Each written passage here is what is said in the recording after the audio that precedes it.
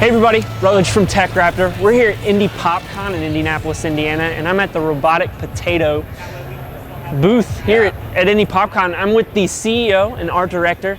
We're going to talk a little bit about the game, Space Cats in Space. Yeah, so it is basically a game about space cats fighting space dogs in space. The space cats are, British, and the space dogs are more or less Nazis, and it's a World War II pastiche. The dogs, they're Nazis, because we have a lot of people that are like, we don't want to shoot dogs. And you're like, oh, yeah, they're Nazi dogs. They're like, oh, yeah, that's fine. It's easier. It makes it okay. It makes it okay. Animal cruelty is not okay until they're like Nazis. It's fine. Animals are cruel to each other. So, that's why it's happens. cats and dogs. Yeah. They're natural enemies. So it's like based on like the old 90s cartoons, like Gargoyles, especially Tailspin, Chip and Dale. We had a lot of influence of that. And, our idea is to infuse the twin-stick shooter genre with more story and plot and that sort of thing. I haven't really played many shooters with any semblance of a plot or story. Or any, plot story games with, a lot of explosions. Yeah. So, Or any cats. Yeah. Yeah. Yeah. I There's mean, a lack of that. Definitely. Yeah. And usually if it's a cat game, it's some sort of simulator where you just Cat lick your simulator. butt or something. Yeah. It's kind of a bit boring. So Or you just spend 3 hours shooting it out of a cannon. Yeah. We do need a cat cannon. It's more about the humor and that sort of thing that carries it through. Right? I mean, we're not really hinging on originality. No, you're not making a gritty World War II game. You're hinging on the humor between the cats and the dogs. Yeah, it's one of those humor mashups that's really popular with B grade films, I guess. But more cartoons. Iron Sky, if you've ever seen that. That's Yeah. a great movie. Oh man, huge influence. For sure. You want to tell us a little about the art style of the game? Yeah, sure. Well, the art style, as Alex said, is based kind of on 90s cartoons of, cat and superhero crossover that you might see on a sort of a Saturday morning.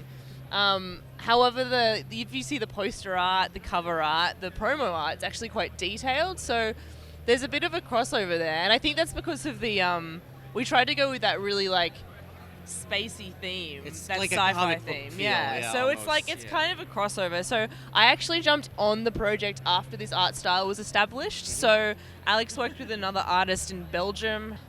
As the project has sort of expanded, I've jumped on board with a bit of the animation and have got more involved with it. So now we're trying to run with that established theme that we already have, because it's one of our big selling points. People come and say, okay, that art is beautiful. That's really, it's unique too, because it's funny, but it's also detailed. So that's what we're going for. And if you look at some of the gameplay, as we develop the game, we're trying to integrate more of that comic book rich style into there. So part of art direction is keeping that theme consistent. So as we build it, it starts off as the bare bones of it, and then as we go, we're trying to flesh it out so the whole game looks like we can see behind us. We started going with the traditional top-down shooters, the bullet hells, and I was played a bunch of bullet hells, and I was I can't play these.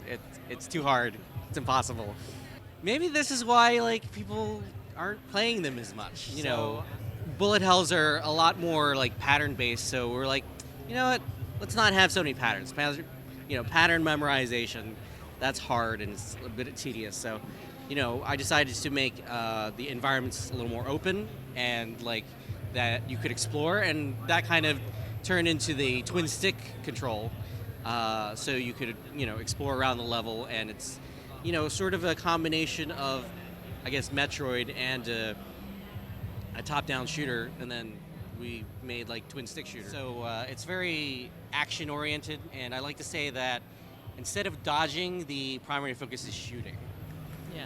So it's more fun instead of just being scary. Yeah. You get to go in there and blow stuff up. Yeah. So it's bullet hell but reversed. You get to It be is the a thing reverse that's bullet just, hell. That's correct. Yeah. exploding stuff. So yeah, it's fun. You get to get in there and do stuff instead of hiding behind a wall somewhere. So beyond the shooting, are you looking at upgrades and Yeah. sort of the staple of upgrading your ship and getting new weapons and all that good stuff? Oh yeah. We have, we've got the staple of new weapons. The weapons are crazy. as you can see from like some of the trailers, that lasers. Yeah. huge lasers, missiles everywhere, giant cannons that shoot so powerfully that you fly backwards. So it's like a reverse bullet hell, and that you are the hell that creates all the bullets. We decided we didn't want to have something like a store that's very similar to a mobile game. So we're like, you know what, let's make it more sort of plot influenced. So we decided to have a visual novel aspect where, after every level, you play as Princess Angelina Contessa, who's the, crown princess of the Royal Cats of Malfoy or whatever. And so you have to make political decisions, strategic decisions, that sort of thing. And, based on the decisions you make, that influences the upgrades. You can lose by choosing, the wrong upgrade. So, yeah.